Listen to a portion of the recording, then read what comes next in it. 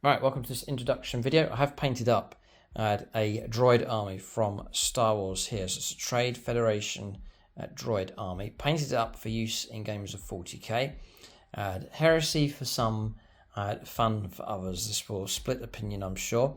As I film this video, I'm not sure what the opinion will be. I'm sure it'll be very mixed from different people here. But a bit of fun. It's always been an ambition of mine to paint up one of these armies.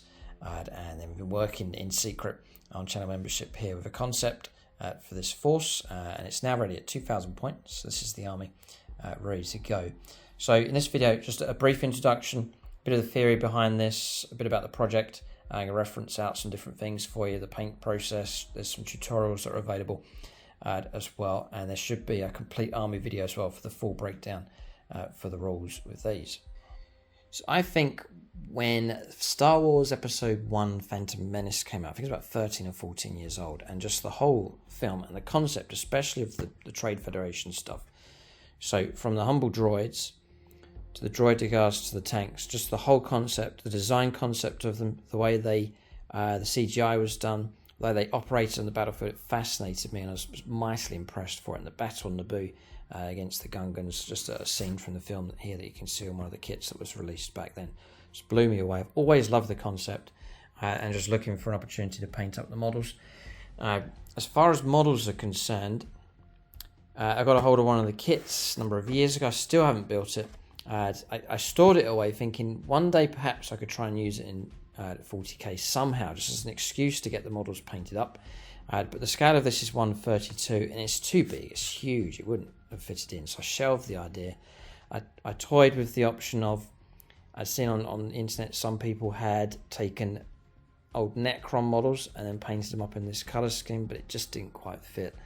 And so I left it at that. But then Star Wars Legion came along. I'm sure that a number of you watching this video are players of Star Wars Legion.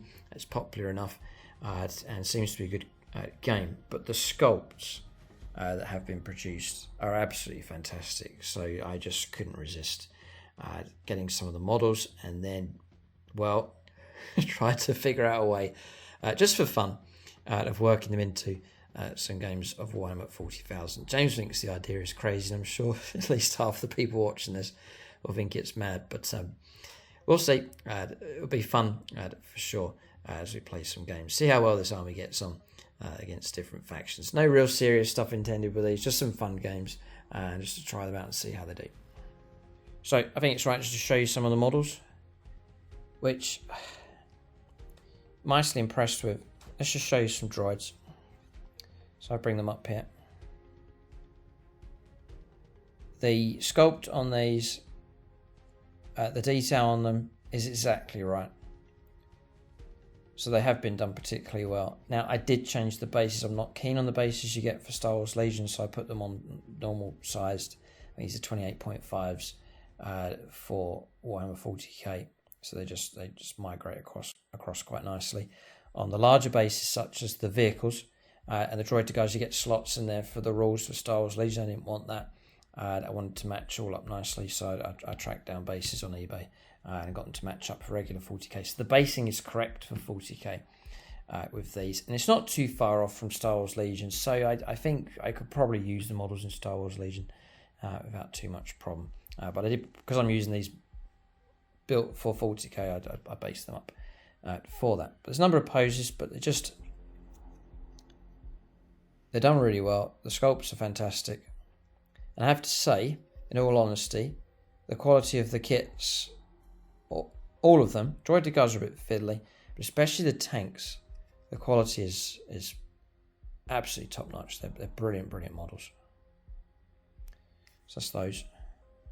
Then you get little squad leaders, the ones with the binoculars, which you see in the films. Perfect as squad leaders.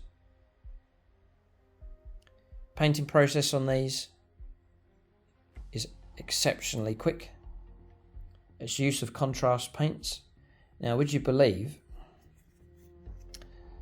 that these are sprayed white and then contrast paints over the top, and with a little bit of artist medium, and that's pretty much it for the shading across that khaki kind of colour that you can see on the armour.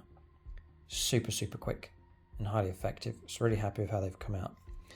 There's a full tutorial for these that should be live These were over on channel membership, but now this project's finally reached YouTube, making these painting tutorials available. It's a great resource for you. If you don't want to paint up droids for this colour scheme, it would migrate over quite nicely for Astra Militarum. You can paint an army with like the Cascarins and their armour with this process. Super quick and really effective. Space Marine army would look great. Different factions. There's a full tutorial for the Droid Degars as well. And there's a full tutorial for the tanks as well. So start to finish, the whole process, the weathering techniques and so on, all the bits that you can see here, all available in those painted tutorials. Do make use of those. I'll show you the Droid Degars. Had to get these into the army. So there they are, again, brilliant sculpt. I think in this video I'll show you how to do the new basing technique. I've gone off the grey here and gone onto this darker brown, different shades for the grass. Originally I was basing these in grey, just my standard, but then I've swapped them out and gone for this darker brown kind of finish. So that's the Droid Degars. Just show you one of those. And then really, the pride and joy really for me, I just love these tanks. So there they are, it's the AAT. Really happy with how these have come out. Super happy with them. And the painting process went really well. Very happy. I think it would look brilliant. Like for a Space Marine army, you could paint them up quick enough. It's mostly effects I've gone for here. And again, these start off. This is actually layers of spray. I'll show it to you in the tutorial. And then some special techniques that are nice and quick. But really happy with the result on these. So that's the AAT tank. I've got 4 of them. I cover it in the army video how that works. 1 HQ basically. And 3 others just for the rule of 3. And you can take tons of troops with the current loadout. 4 Arcs of Omen. So that's all worked out okay. So I tell you what, I'm going to zoom in here. We'll take you across the ranks of these droids. So there they are. Wanted to have tons of droids in this army, again to match in with the films.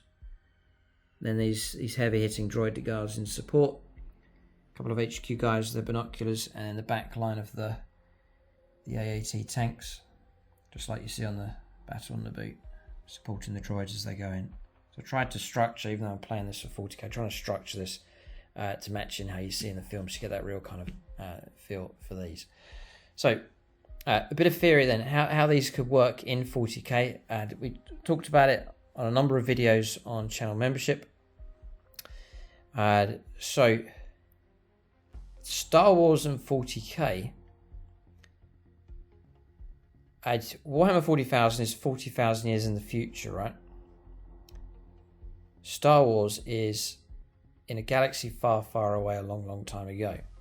So what separates the two, and I don't take this too seriously, but I was just thinking it through. What separates the two is time. 40k is way in the future.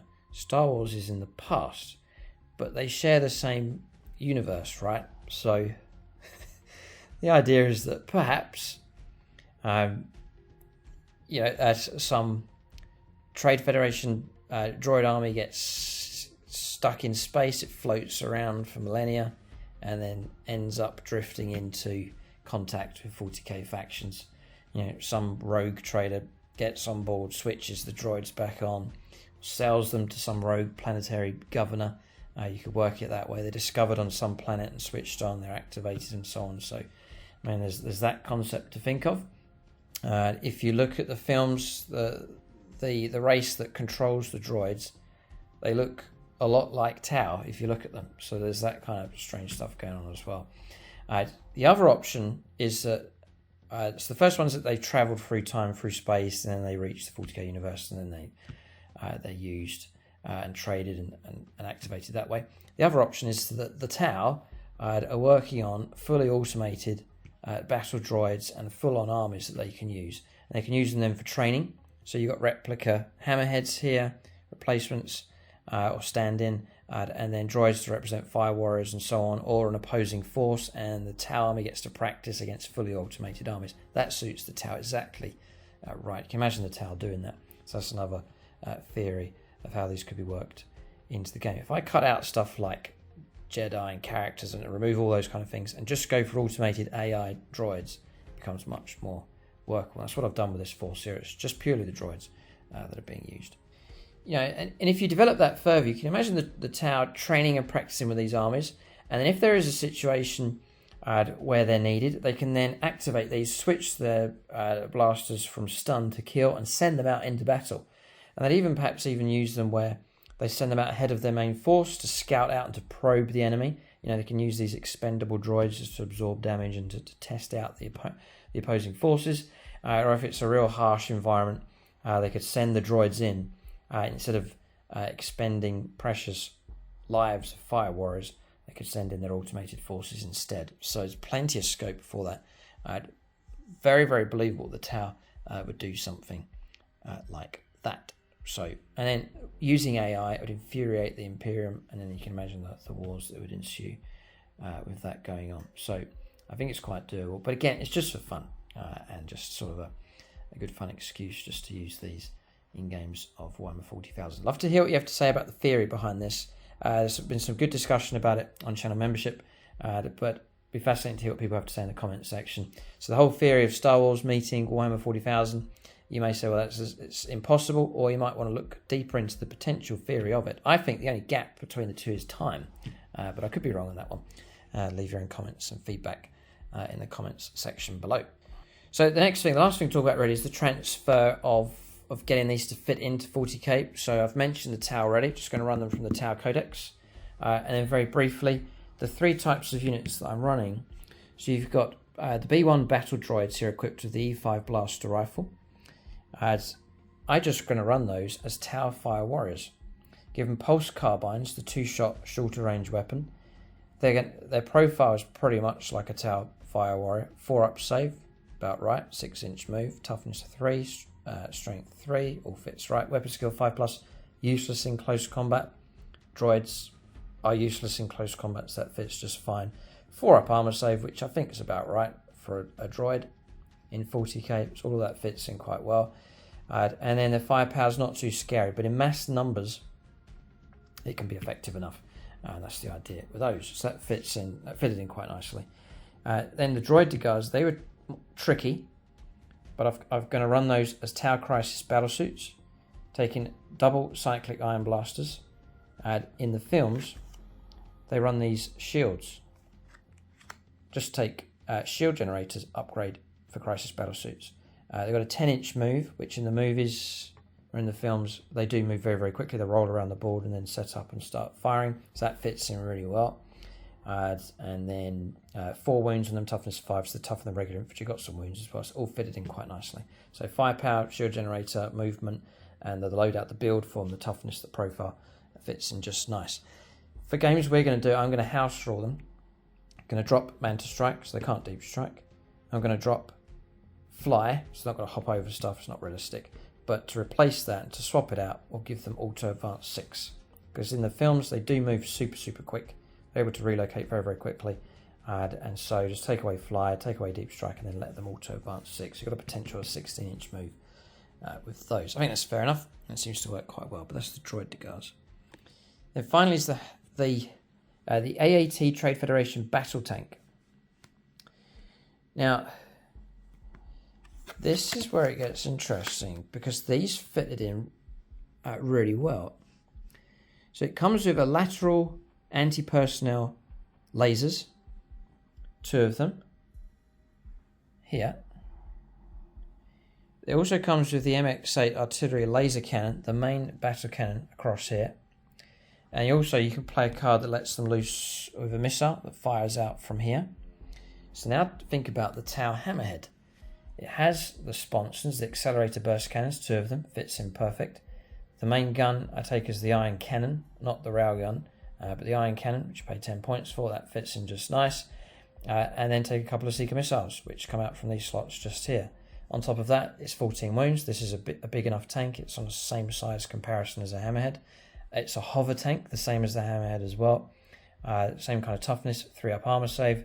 All of those things just seem to fit in exactly right. So now you're starting to imagine this as like a Tau training tank Hammerhead start with that. So like an AI version of a Tau Hammerhead. So an automated crew instead of a living crew inside. So that's the kind of idea here. And it just means that I've got a codex to fall back on. So when I run these in the game, I'm not trying to make up rules and getting the points wrong, and it's not fair and so on. I'm just saying I'm running these as Tau, and these are the rules.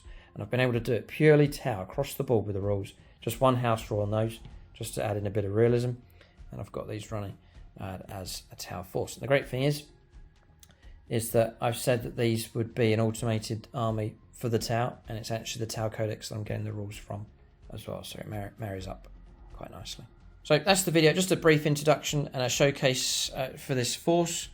So that's the droids, there's the tanks there at the back, the 4 of them. Let me know in the comments section what you think. If you think this is absolutely insane, or whether you're yet to be won over, or if you think this is a really good idea. I'd love to hear what people have to say about this. Still leave your own comments and feedback. Feel free to copy the tutorials. Feel free to copy this army. You might want to go ahead and do this for yourself. And then if I could, I don't know, maybe they get a load of people persuaded to do this, perhaps our local War Games Club and beyond, and we could join together and do an apocalypse battle with the droids and have hundreds of droids and dozens of tanks taking part in a huge apocalypse game. That's the dream. That could happen. We'll have to see what happens in the future. But that's the introduction video. A new faction has arrived. I think it's been probably a shock for 99% of people. But keep an eye on the content coming in the future. Hopefully some battle reports for you. And then do check out the other videos that are available. Thanks for watching. And tune in. I was going to say, to finish off. These 2 HQs here, to run those as Cadre Fireblades. Give them Marker Lights, a Wall of Trait and a Relic. And they just act as some HQ choices here for this force. I forgot to mention those, but they fitted in quite nicely. Just a couple of Cadre Fireblades. Thanks for watching. Tune in next time.